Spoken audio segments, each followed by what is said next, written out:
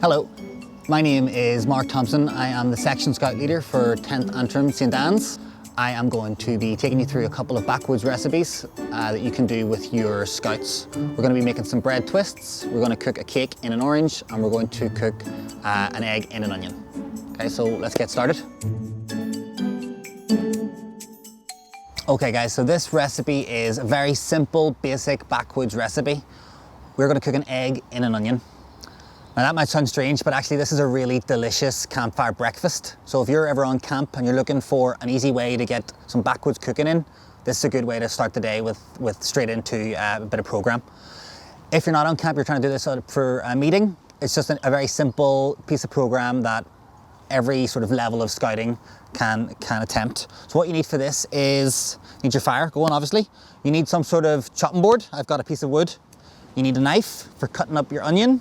And then either a fire glove or a pair of tongs for getting the egg in and out of the fire. So we're going to start straight into it. So with your onion guys, you kind of want to go for the biggest onions you can get, okay? Don't peel it, because that's going to be the protective layer to keeping the onion safe from the fire. We're going to just cut it in half.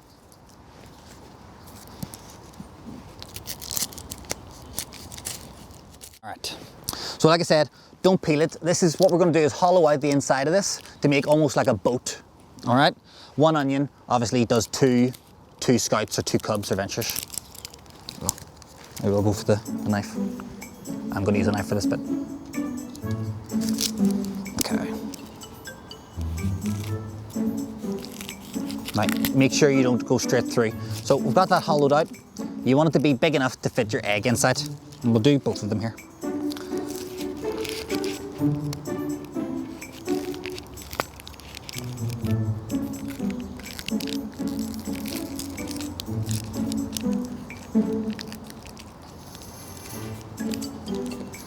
Now obviously this is really good onion, so don't be throwing that away. You can use that in your next meal. Okay guys, so I've got my hollowed out egg boat and I've got my egg, right? So what we're gonna do is we're gonna just crack this off something hard. I've got wood and rocks all around me, so I'll go with one of these. So the rock, and why is that in there? I'll just crack that in. Okay, don't worry if a couple of wee bits sort of spill out the edge. Gonna put my fire glove on. And very carefully, without spilling any, I'm going to just try and place this in. Decide where you're going to put it before you go straight in, okay? There's a nice sort of hollow area there that I'm going to go for. I'm going to just set that in gently, nestle it in around the coals. The skin around the onion is going to start to burn. That's fine, we're going to peel that off, don't worry about that. Underneath that though, we're going to get really delicious caramelized onion. And we've got a few layers of that onion in there. That's why I said to go with a big onion, because eventually then the heat of the onion and a little bit of heat from the top is going to cook the egg through. What I like to do in this, if I'm on camp, is if this is going to be my campfire breakfast, leave that in there. That'll take about 5 minutes to cook all the way through. Think of it as like boiling an egg, except it's in a cup. When it's ready, we're going to peel the burnt outer skin off. And what I like to do is just put it in a bap, red or brown sauce. It's a great breakfast item.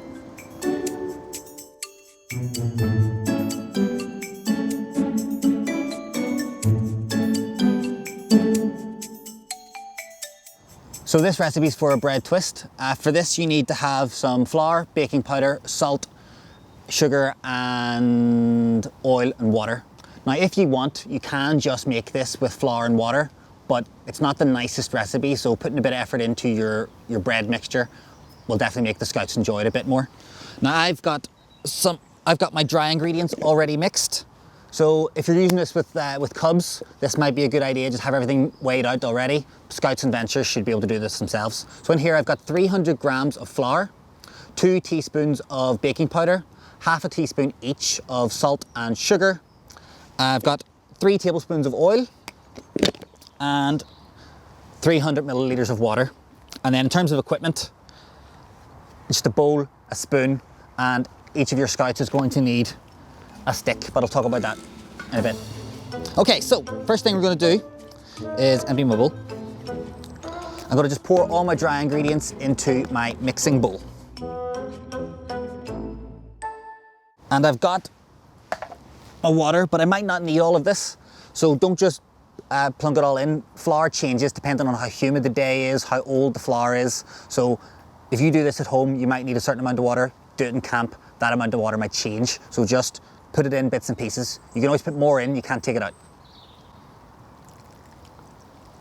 So I've gone in with about 150 there. And I'm gonna mix that up with my wooden spoon. And what we're looking for here is all of the flour to be incorporated, but ultimately we want to be able to pick this up, so not too sticky. All right, so I'm going to go in with the hands now just to make sure it's all incorporated. Get all the flour from the sides as well. All right guys, and that's that bit done. You can leave this now for about 20 minutes, okay, just to let it all mix together. And this is a good opportunity to get your stick ready. Okay guys, so our dough has been resting for about 20 minutes, so it's looking lovely. I've got my stick ready, and this is a piece of hawthorn I've chosen. Just make sure whatever stick you're using is not toxic, all right? There are a few toxic things. A general rule of thumb is if it's evergreen or has leaves in the winter, probably do avoid. Okay, so just if you're stripping your bark, I've already done this, but all you do is you take your knife and you just away from yourself, always away from yourself, and you just pull away like that. Or if you're using younger kids, a slightly safer way is to hold the knife steady and to pull the stick through the knife rather than moving the knife. And then same as always, as soon as you're done with the knife, it goes back in its sheath and somewhere safe. Okay, so we've made enough dough for about 6 of these twists. You could make smaller ones to go up to 8, or you could almost, this is a proper bread dough, you could almost throw this in a Dutch oven and make a loaf. So I'm just gonna tear off a dough ball, and then with some floured hands, what I'm gonna do is I'm gonna roll this into a snake.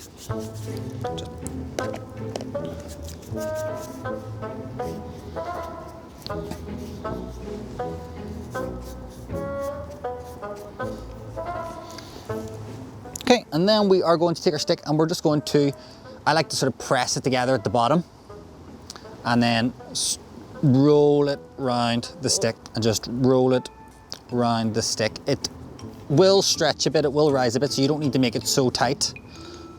Right, go all the way to the top. It's quite a fun one to do with your young people, and just pinch it at the top so it stays there. Right, and then we're ready to cook. So over the fire, we're not going straight into the flames. We're not going up here, it'll never cook. Just try and get it sort of a nice sort of medium height and just keep spinning it, okay? Really easy to cook. This will cook in a few minutes. If it's a backwoods starter, you'll be using the garlic butter probably.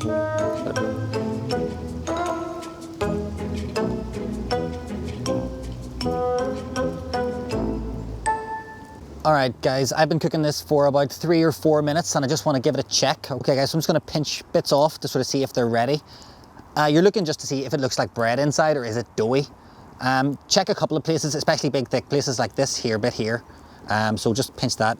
It doesn't feel too soft, feels springy like bread. So this is ready. That's great, you can get your toppings on. So whether you're gonna go with peanut butter or jelly or you're gonna go with the garlic butter, just get your kids, hold it like this, watch the pointy end, and just tuck in. It's really good backwoods activity. No knives and forks, just good fun.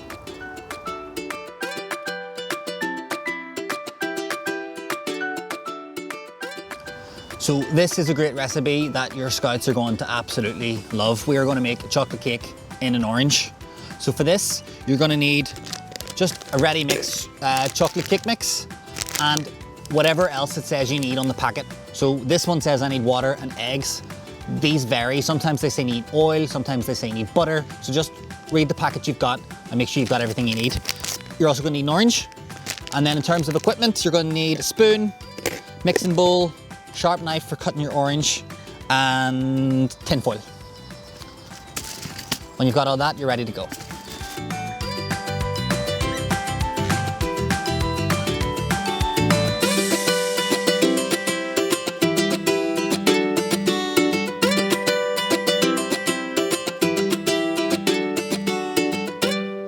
So we're going to cut the top off of this, guys. So what we're going to do is we're not going to go from about halfway down.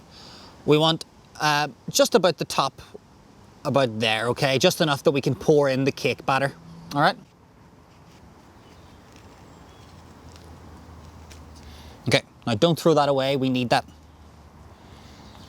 Now this bit is a bit messy, okay? So with your spoon, we're going to try and scoop out as much as we can, but it's really important that you don't pierce the skin, okay? Because then when we fill this with cake batter, if there's a wee piercing or a wee hole, that batter will all just leak out.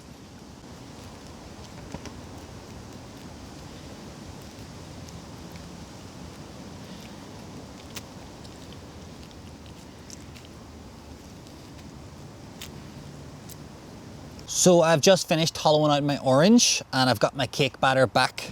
Okay, so the only thing I've left to do is to try and get some of the batter inside my orange. Now, we're not going to fill this to the brim. The cake batter expands as it cooks, so we want to fill it about 2/3 of the way full to about there, okay? So just same spoon's fine. I'm just going to just spoon some of that in. If you get any on the edges, doesn't really matter.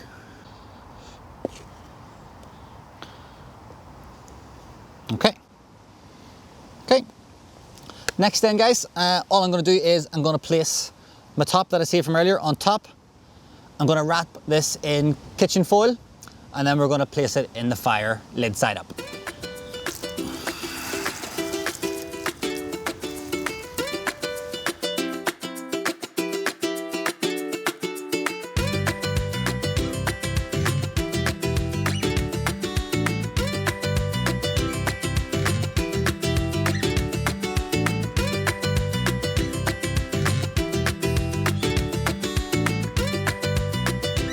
Okay, the final thing I want to show you is this. This is a Kelly Kettle. They are known as some other names. You might see a Gilly Kettle or a Storm Kettle, but this is a brilliant piece of equipment for boiling water or doing small pot cooking. Essentially what it is a hollow pot. Okay, you can get your arm right up in there. That's where the fire goes. We're gonna light a fire in a second on this tray, and then we just set the kettle on top. There's a couple of things I want to just go through to make sure you're doing this safety. These can cause injuries if you're not using them properly. Okay, first things first. You always have to boil this with water in it. You cannot dry boil them. So at the minute I've got water to about there, all right? Water expands as it heats. So if you go too close to the top, it'll start spurting out, which is obviously dangerous. We don't want spurting out boiling water. The other thing to mention is you need to know what sort of kettle you've got. Kelly Kettle are very clever. They've color coded these. If your kettle has an orange stopper or a cork stopper, you must never, ever light the fire with that in, okay? What happens then is pressure builds up with steam and eventually it shoots off like a cannon and the boiling water and steam shoots out. And if you're standing anywhere near that, you will get scalded. And there have been a number of serious injuries in the last few years. Because of that, Kelly Kettle have changed their cork. They now have these. So if you have a green stopper, think green for go, you can and should light the fire with the stopper in. This has a whistle in it, okay? So just make sure that you know what sort of stopper you got and use it appropriately. Okay, so we're gonna light the fire in here. I'm gonna cheat and use a bit of cotton wool to light my fire. Bit of cotton wool and then some. I've got some very dry birch as well here I'm going to use to get that going. Good thing about these guys is you can pretty much burn anything in them. Anything that's small enough to fit down the top of the kettle will be great. I've seen people use newspaper for these, single fire lighters, single pieces of charcoal, even pine cones work fine. Okay, so ready to light my fire.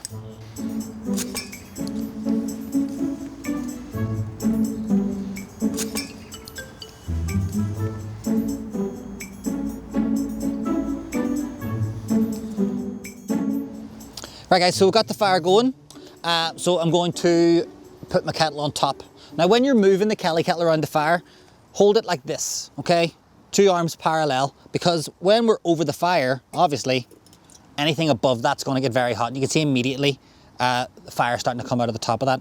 So make sure then that the handle is down, not up, again, because it will burn and it'll be hot to touch.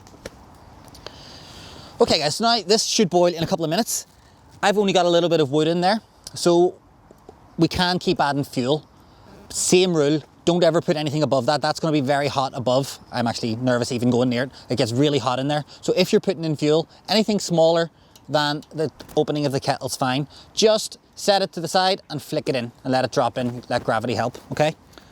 Just set it to the side and drop it in.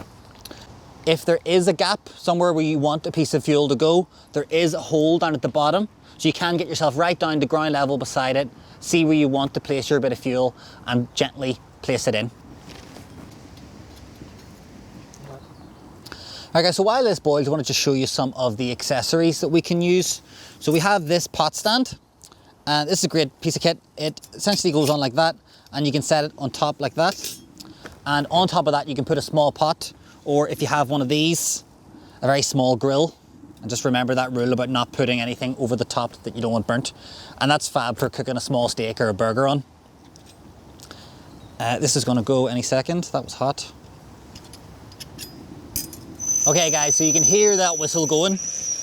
Don't just rush to take it off. Remember, everything above this is hot. So same as before, parallel, and then have a plan. Where are you gonna go? I'm just gonna go straight to the side there, and that'll immediately stop the whistling. This is obviously still a dangerous fire for your young people, so just be aware of that. Give this a second to settle, because that'll still be bubbling around inside, so just give it sort of 30 seconds to cool down a little bit. Okay guys, so I'm gonna pour some of this water from a Kelly Kettle into the jug. Now we need to be careful moving this, because obviously the whole outside of that, the whole inside of this whole thing is hot. All right, so now that we're off the fire, we can let the handle go above, so bring that to where you want it. Carefully remove the stopper. This bit's rubber, so it shouldn't be too hot. Just gently sort of pry that off, and just be aware that water is going to be expanded, so it might be a bit closer to the top. And then, same as before, we cannot touch the sides, all right? So if I'm going to pour some of this water into my jug, I'm going to lift it up. And that's very easy to start and stop by pulling the chain.